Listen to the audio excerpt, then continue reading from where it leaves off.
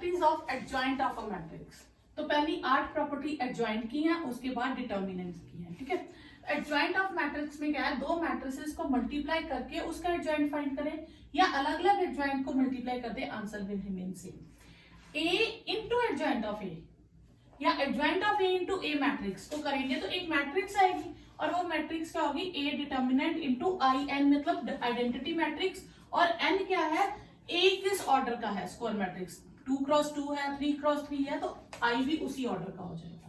ठीक है, फिर ट्रांसपोज करके एडजॉइंट निकालें या एडजॉइंट करके ट्रांसपोज करें, आंसर विल रिमेन सी।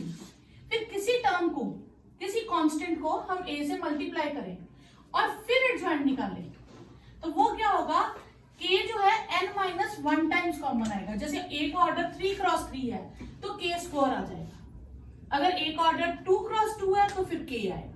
जितना a का ऑर्डर होगा उससे 1 डिग्री कम।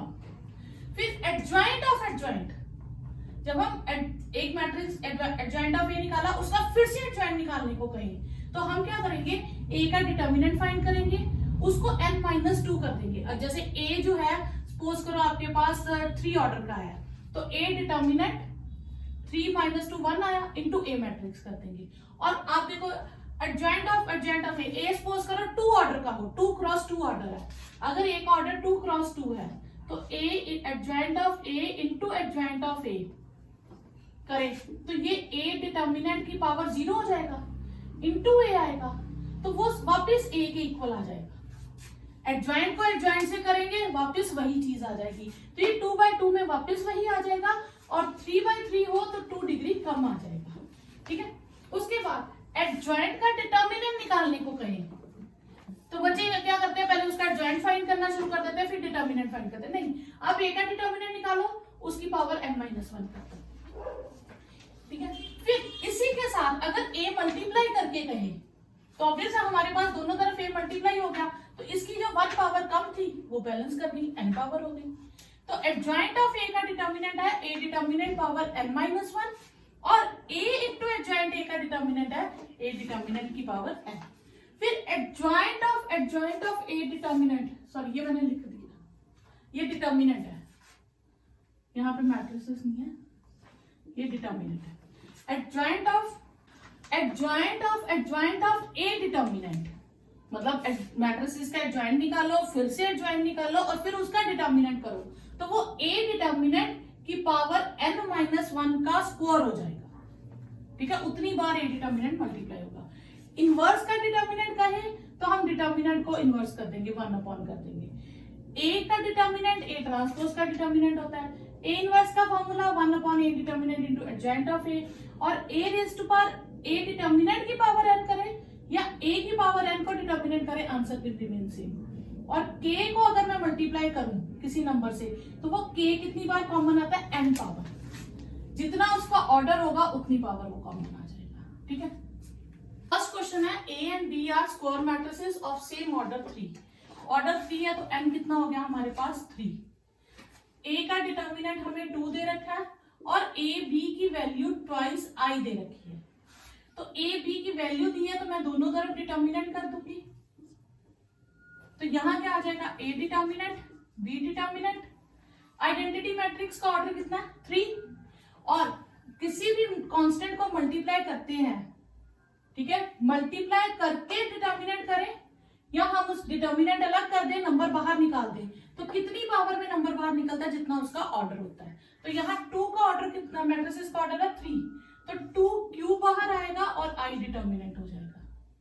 अब a डिटर्मिनेंट कितना है 2, b डिटर्मिनेंट ये 8 और आइडेंटिटी मैट्रिक्स का डिटर्मिनेंट 1 होता है, तो b की मैग्नीट्यूड कितना आ गया 4।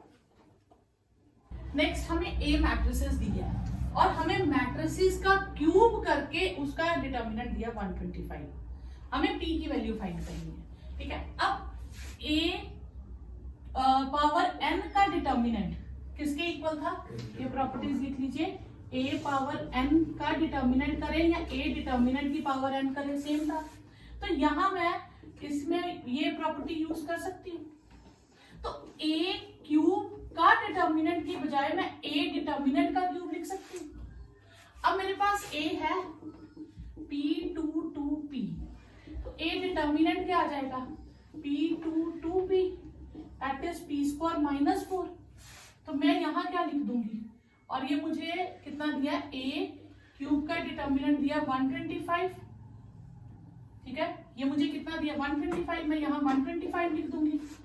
और ये कितना है, पी स्क्वायर माइनस 4 का क्यूब, तो ये 125 को लिख सकती हूँ 5 का क्यूब, क्यूब कट गए, पी स्क्वायर माइनस 4 आ गया 5, पी स्क्वायर आ गया 9, और पी कितना आ गया प्लस माइनस 3। तो ये आपके पास आंसर हो गया। तो इसमें हमने ये प्रॉपर्टी यूज की, ठीक है।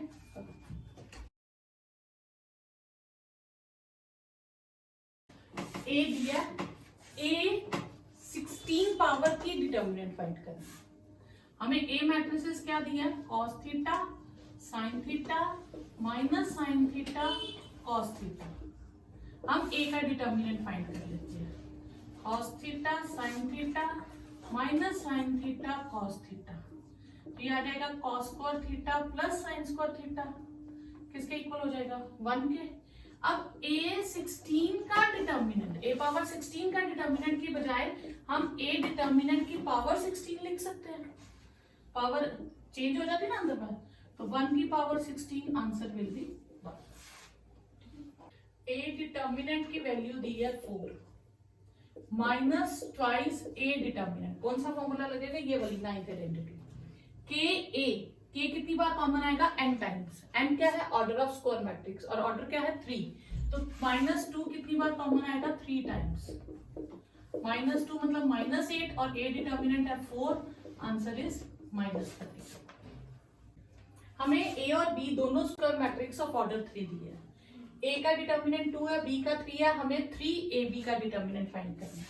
तो 3ab का डिटर्मिनेंट जो होगा वो 3 पावर ये आइडेंटिटी लगेगी 3, क्योंकि ऑर्डर 3 है, इंटू ab डिटर्मिनेंट हो जाएगा। तो ये 27 A determinant, B determinant, 27 into 2 into 3, ठीक है, ये हो जाएगा 81 इंटू 2 162, आपके पास आंसर हो जाएगा। हमें फाइंड करना है ए ट्रांसपोज का डिटर्मिनेंट, तो ये क्या हो जाएगा ए determinant into A transpose determinant. और हमने प्रॉपर्टी की थी कि ए डिटर्मिनेंट करें या ए ट्रांसपोज करके डिटर्मिनेंट करें, विल रिमेन सेम। तो ये आ जाएगा ए डिटर्मिनेंट 5 इंटू 5 दैट इज 25, ठीक है।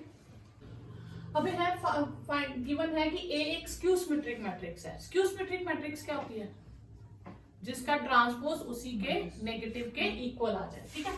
तो ए ट्रांसपोज हो जाएगा, ठीक है, ए ट्रांसपोज हो जाएगा माइनस ऑफ ए, ठीक है, इसका। और हमें फाइंड करना है ए डिटर्मिनेंट। अब इसका हमने डायरेक्ट आंसर याद रखना है, जो भी स्क्यू सिमेट्रिक मैट्रिक्स होती है उसका डिटर्मिनेंट 0 होता है, ठीक है। तो मैं प्रूफ करके आपको बता देती हूँ, ए ट्रांसपोज क्या माइनस ए के इक्वल, दोनों तरफ मैं डिटर्मिनेंट कर दूंगा, ठीक है। तो ए ये माइनस ए, ये इधर आ जाएगा ए determinant plus A determinant that is 0, twice A determinant is 0, A determinant is 0, ये इसका आंसर हो गया, ठीक है।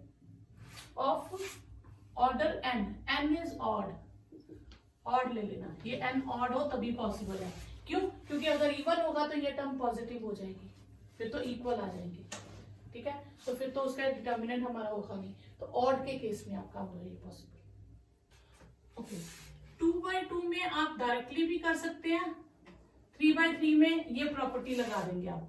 एडजॉइंट ऑफ ए डिटर्मिनेंट क्या होता है, ए डिटर्मिनेंट की पावर n-1।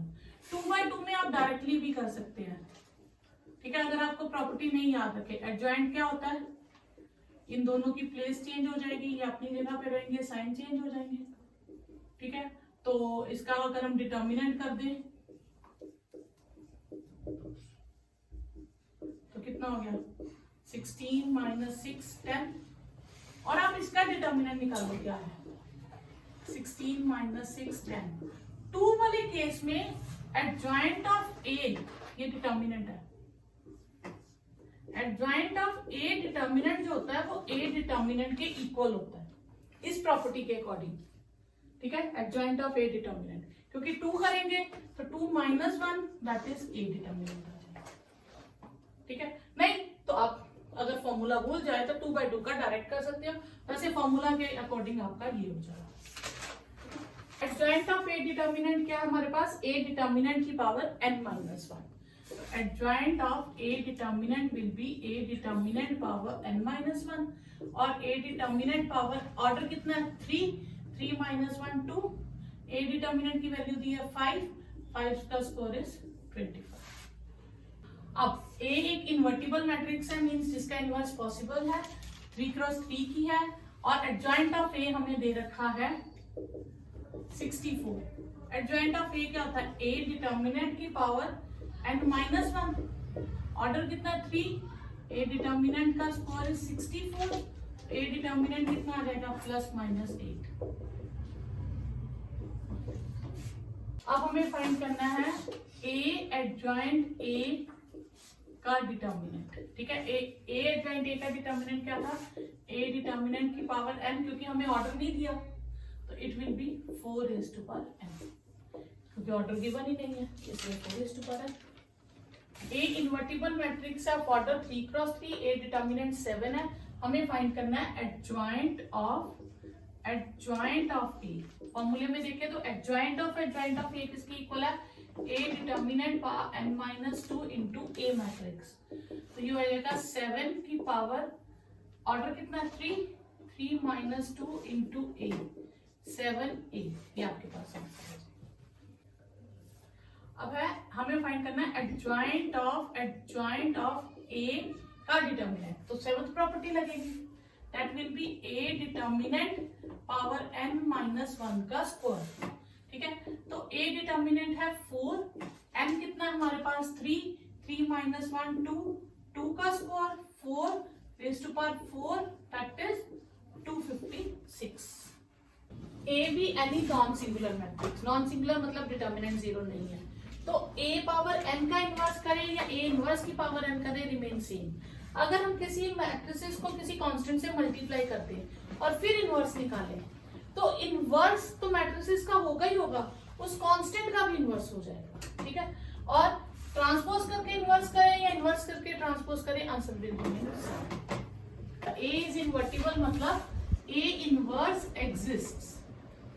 और ए इनवर्स एग्जिस्ट कब करता है, जब वो नॉन सिंगुलर होता है। नॉन सिंगुलर मींस कि उसका डिटर्मिनेंट नॉन जीरो है। ठीक है, तो ए इनवर्स कब एग्जिस्ट करता है, जब ए डिटर्मिनेंट नॉन जीरो होता है। इनवर्स ऑफ इन्वर्टिबल मतलब उसका डिटर्मिनेंट नॉन जीरो है। सिमेट्रिक मैट्रिक्स इज सिमेट्रिक, अगर ए सिमेट्रिक है उसका इनवर्स भी सिमेट्रिक होगा। ठीक है, फिर the product of two non nulls for matrices, कि वो दोनों जो है जीरो मैट्रिसेस नहीं है पर उनका प्रोडक्ट, ठीक है, वो सिंगुलर मैट्रिक्स है। वो सिंगुलर मैट्रिक्स है मतलब उनका प्रोडक्ट करें, जैसे ए जीरो नहीं है, बी भी जीरो नहीं है, उसमें एक एलिमेंट कम से कम नॉन जीरो है, लेकिन उनका प्रोडक्ट सिंगुलर है। प्रोडक्ट मतलब उनका डिटर्मिनेंट जीरो है। तो ए बी का डिटर्मिनेंट क्या होता है, ए डिटर्मिनेंट बी डिटर्मिनेंट, तो ए डिटर्मिनेंट जीरो होगा, बी डिटर्मिनेंट जीरो होगा। ठीक है, ए बी इज जीरो नहीं, आप A B is singular means A B determinant is zero, A B is not zero, A B determinant. If A is non singular, अगर A non singular है मतलब ए determinant zero नहीं है, तो adjoint भी non singular होगा। ठीक है, और ये प्रॉपर्टी है कि अगर हम किसी मैट्रिसेस के कोई भी रो ले लें, सपोज करो हम फर्स्ट रो ले लेते हैं, उसके एलिमेंट्स को a11, a12, a13 multiplied with cofactors of some other row. मैं कोफैक्टर सेकंड रो के ले लेती हूँ 21, ठीक है, 22, 23, इनको मल्टीप्लाई करूंगी, देन देयर सम मल्टीप्लाई करने के बाद जब ऐड करूंगी दैट विल बी जीरो। तो रो कोई भी डिसाइड कर लो, कोफैक्टर उस रो के नहीं लेने, किसी और के ले लो। कोई कॉलम डिसाइड कर लो, कोफैक्टर किसी और कॉलम के ले लो, then answer will be zero.